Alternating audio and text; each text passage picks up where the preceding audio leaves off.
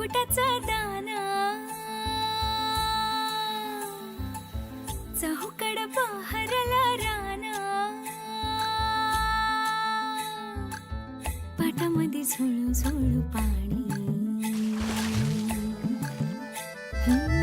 पाखराच्या चोचीतली गाणी